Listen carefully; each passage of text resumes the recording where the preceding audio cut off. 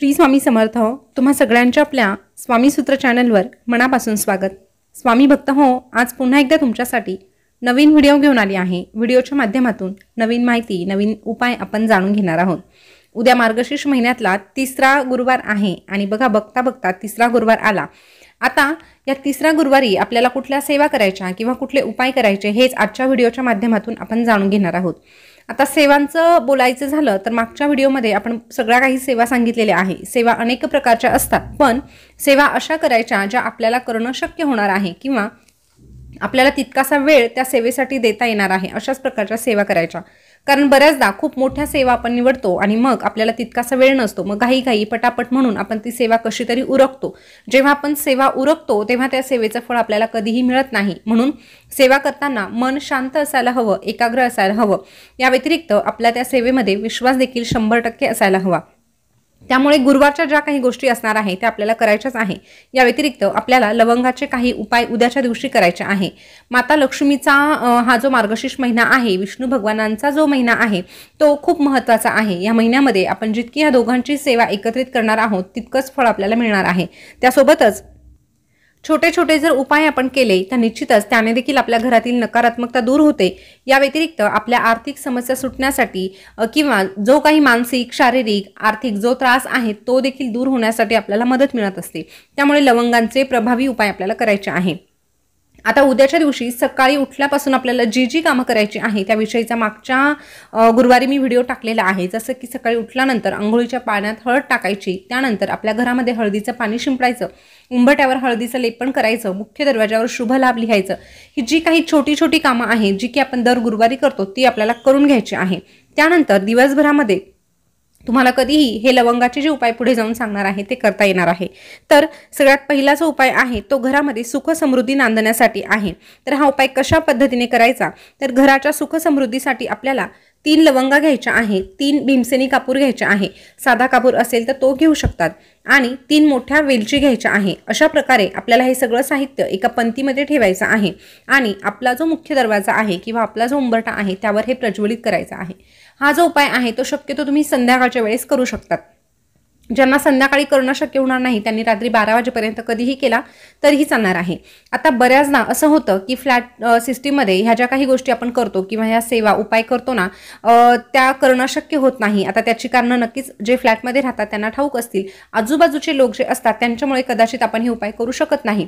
आता हे जे उपाय करतो आपण ते फक्त आपल्या घराच्या भरभराटीसाठी करत असतो, कुणाला दुखावण्यासाठी किंवा कुणाला त्रास देण्यासाठी करत नसतो, पण हे आपल्याला ठाऊक असतं. त्यामुळे जर तुम्हाला त्या ठिकाणी हे उपाय करणं शक्य नसेल तर तुम्ही देवघरासमोर बसून एका पंक्तीमध्ये हे सगळं प्रज्वलित केलं तरी चालणार आहे. हे करत असताना आपल्याला एखादा जो तुम्हाला मंत्र येत आहे तो म्हणायचा आहे आणि अशा प्रकारे हा उपाय करायचा आहे. आता हे प्रज्वलित करून झाल्यानंतर त्याची जी राख उरणार आहे ना, त्याचं काय करायचं, तर त्याचा देखील आपल्याला एक छोटासा उपाय करायचा. आता तुम्हाला मुख्य दरवाजावर किंवा उंबरठ्यावर हा उपाय करता आला नसेल तर ही जी राख आहे ती थोडीशी पाण्यामध्ये मिसळायची आणि ते जे पाणी आहे ते आपल्या उंबरठ्यावर शिंपडायचं आहे, आपल्या दरवाजासमोर शिंपडायचं आहे. घरामध्ये देखील आपण सगळीकडे ते शिंपडू शकतो. अशा पद्धतीने आपल्याला हा उपाय करायचा आहे. याने घरामध्ये सुख समृद्धी नांदते, घरातली जी नकारात्मकता आहे ती दूर होण्यासाठी मदत मिळत असते. त्यानंतर आर्थिक संकट दूर होण्यासाठी आपल्याला ह्याच लवंगाचा एक उपाय करायचा आहे. तो कशा पद्धतीने करायचा, तर यासाठी तुमच्याकडे जर छोटीशी चांदीची वाटी असेल तर ती तुम्ही घेऊ शकतात, पण चांदीची वाटी नसेल तर तुम्ही पंती घेतली तरीही हरकत नाही. आता या चांदीच्या भांड्यामध्ये किंवा त्या पंतीमध्ये आपल्याला 2 ते 3 लवंगा टाकायच्या आहे आणि कापूर टाकायचे आहे. कापराचे काही तुकडे घ्यायचे आणि हे जे आहे ते आपल्याला आपल्या किचनमध्ये प्रज्वलित करायचा आहे. हा उपाय आपण मंगळवारच्या दिवशी देखील करत असतो, पण उद्या मार्गशीर्ष महिन्यातला गुरुवार आहे आणि लक्ष्मीशी संबंधितच हा उपाय असल्यामुळे उद्याच्या दिवशी नक्कीच तुम्ही करू शकतात. आता असं केल्याने आपल्या पैशाची जी कमतरता आहे ती भासत नाही. आता हे बघा, पैसा कमवण्यासाठी कष्ट करणं गरजेचं आहे, पण बऱ्याचदा असं होतं की आपला पगार पाणी झाला की लगेचच त्या पैशाला वाटा फुटतात, म्हणजे काहीतरी मोठा खर्च उद्भवतो, जसं की आजारपण आहे किंवा अन्य काही कारणासाठी तो पैसा त्या ठिकाणी लागतो आणि महत्त्वाची कामं आपली तशीच राहून जातात. जर दरवेळेस तुमच्या बाबतीत असं होत असेल तर नक्कीच तुम्ही हा उपाय करू शकतात। या व्यतिरिक्त आपल्या घरात कायमस्वरूपी लक्ष्मी टिकून राहावी यासाठी देखील एक छोटासा उपाय तुम्ही कापराचा करू शकता। त्यासाठी काय करायचं, माता लक्ष्मीच्या फोटोसमोर आपल्याला 5 लवंगा ठेवायच्या आणि 2 ते 3 कापराच्या वड्या ठेवायच्या। अशा पद्धतीने हे लक्ष्मी मातेसमोर ठेवायचं। संध्याकाळच्या वेळेस किंवा दुसऱ्या दिवशी आपल्याला हे माता लक्ष्मीच्या चरणांना स्पर्श करायचं आणि एका लाल रंगाच्या कपड्यामध्ये बांधून आपण जिथे पैसे ठेवतो त्या ठिकाणी ठेवून द्यायचं। अशा पद्धतीने जर आपण उपाय केला तर याने देखील आपल्या घरामध्ये आर्थिक स्थिती जी आहे ती सुधारण्यासाठी मदत होते, आपल्या ज्या समस्या आहेत त्या सुटण्यासाठी मदत होते। आता बऱ्याचदा असं होतं की आपल्या घरामध्ये आपण कितीही चांगलं वातावरण ठेवण्याचा प्रयत्न केला तरीही काही ना काही कारणास्तव आपल्या घरामध्ये वादविवाद होतात, भांडण होतात। जर असं वारंवार तुमच्या घरामध्ये होत असेल तर तुम्ही आवर्जून दररोज कापरासोबत 2 लवंग आवर्जून जाळा। बघा, तुम्ही महिना दीड महिना हा उपाय सातत्याने दररोज करून बघा, याने 100% तुम्हाला सकारात्मक असे बदल दिसून येतील। बघा, या गोष्टी आपण किती विश्वासाने करतो यावर सगळं काही अवलंबून असतं। म्हणूनच आपल्याला ह्या गोष्टी विश्वासाने करायच्या आहे आणि त्याचा लाभ घ्यायचा आहे। त्यानंतर उद्याच्या मार्गशीर्ष गुरुवारी आपल्याला ह्याच लवंगाचा अजून एक प्रभावी उपाय करायचा आहे, जो की आपण मंगळवारच्या दिवशी देखील केला होता। ज्यांनी कोणी केला नसेल ते नक्कीच गुरुवारच्या दिवशी करू शकतात। उद्याच्या दिवशी आपल्याला काय करायचं, आपलं जे नागवेलीचं पान असतं ना ते आपल्याला पानं 2 घ्यायची आहे। विड्याची पानं म्हटलं जातं त्याला। अशा प्रकारे 2 पानं घ्यायची, त्याचं जे देठ आहे ते देवीकडे करायचं, निमुळता भाग आपल्याकडे करायचा। एकावर एक अशा पद्धतीने 2 विड्याची पानं ठेवायची, त्यावर एक छोटीशी सुपारी ठेवायची आणि त्यावर 2 ते 3 लवंगा ठेवायच्या। अशा पद्धतीने हा जो विडा आहे तो माता लक्ष्मीला अर्पण करायचा। अर्पण करताना आपली जी इच्छा मनोकामना आहे ती सांगायची किंवा जी समस्या आहे ती देखील लक्ष्मी मातेला सांगायची आणि आपल्या समस्या सुटण्यासाठी मनोभावे प्रार्थना करायची। हे माता लक्ष्मी समोर तसंच ठेवायचं आहे आणि त्यानंतर त्याच ठिकाणी बसून आपल्याला महालक्ष्मी अष्टक म्हणायचं आहे। महालक्ष्मी अष्टक ही अतिशय प्रभावी सेवा आहे। आपल्या आर्थिक समस्या सुटण्यासाठी देखील ही खूप प्रभावी अशी सेवा मानली जाते। अशा पद्धतीने आपल्याला महालक्ष्मी अष्टक म्हणून सेवा करायची आणि दुसऱ्या दिवशी ही जी विड्याची पानं आहे ती तुम्ही प्रसाद म्हणून खाऊ शकतात किंवा निर्माल्यात टाकायची असेल तर तुम्ही निर्माल्यात टाकू शकतात। आणि ही जी सुपारी आहे ती तुम्ही तुमच्या स्वतःजवळ बाळगू शकतात। बघा, एक सुपारी आहे तुम्ही तुमच्या पतीजवळ देखील ठेवायला देऊ शकतात किंवा तुम्ही स्वतःजवळ ठेवलं तरीही चालेल किंवा तिजोरीमध्ये ही सुपारी ठेवली तरीही चालू शकतं। अशा पद्धतीने आपल्याला ह्या सुपारीचा वापर करायचा आहे आणि त्या ज्या लवंगा असणार आहे त्या देखील प्रसाद म्हणून तुम्ही खाण्यासाठी घेऊ शकतात।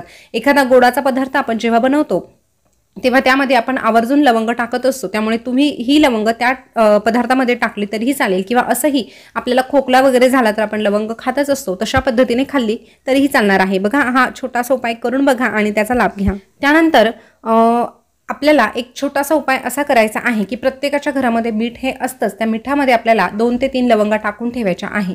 बघा, मीठ म्हटलं तर शुक्र ग्रहाशी संबंध त्या मिठाचा येत असतो, त्यासोबतच आपण मिठाला लक्ष्मीचं रूप मानत असतो। लक्ष्मी पूजनाच्या दिवशी आपण ह्या मिठाची पूजा देखील करत असतो। आता ह्या मिठाच्या बरणीमध्ये आवर्जून आपल्याला 2 ते 3 लवंगा ठेवायच्या आहे। अशा पद्धतीने जर आपण मिठामध्ये लवंगा ठेवल्या तर निश्चितच आपल्या घरातली जी आर्थिक समस्या आहे ती सुटण्यासाठी आपल्याला मदत मिळत असते। त्यामुळे हा छोटासा उपाय तुम्ही करायचा आहे।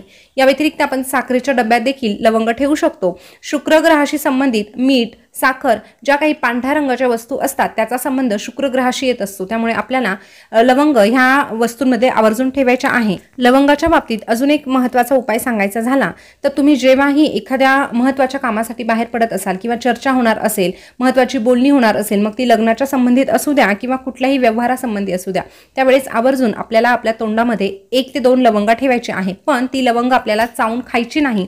जोपर्यंत आपली बोलणी होत आहे तोपर्यंत आपल्याला ती आपल्या तोंडातच ठेवायची आहे। अशा पद्धतीने देखील आपण उपाय करून बघितला तर आपण ज्या कामासाठी जात आहोत त्या कामामध्ये 100% आपल्याला यश प्राप्ती होते। फक्त फरक इतकाच आहे की आपण जे काही काम करत असतो ते इतरांना दुखवण्याच्या हेतूने नसावं किंवा कोणाचं नुकसान होईल या हेतूने नसावं। आपला भाव ज्या ठिकाणी शुद्ध असतो ना त्या ठिकाणी 100% आपण यशस्वी ठरत असतो। म्हणून स्वामी भक्त हो, लवंगाचे हे उपाय प्रामाणिकपणे करून बघा। त्यासोबतच आपले कर्म देखील चांगले ठेवा, कष्ट करा, मेहनत घ्या, कारण मेहनतीला पर्याय नाही, कष्टाला पर्याय नाही। जो कष्ट करतो त्यालाच भगवंताची साथ लाभत असते। ज्याला भगवंताची साथ हवी असते त्याला मेहनत करणं गरजेचं आहे। तर म्हणून आपल्या मेहनतीला फळ मिळावं यासाठी आपल्याला हे उपाय करायचे आहे। त्यामुळे कुणीही गैरसमज करून घेऊ नये। तर माहिती कशी वाटली ही कमेंट करून नक्की कळवा। अशीच नवनवीन माहिती जर तुम्हाला जाणून घ्यायला आवडत असेल तर आपल्या स्वामी सूत्र चॅनलला सबस्क्राईब करा। त्यासोबतच शेजारचं बेल बटन प्रेस करून ठेवा, जेणेकरून नवीन आलेला व्हिडिओ सगळ्यात अगोदर तुमच्यापर्यंत पोहोचेल। पुन्हा भेटूया नवीन व्हिडिओ सोबत नवीन माहिती घेऊन। तोपर्यंत बोलत रहा श्री स्वामी समर्थ, जय जय स्वामी समर्थ। श्री स्वामी समर्थ, जय जय स्वामी समर्थ। धन्यवाद।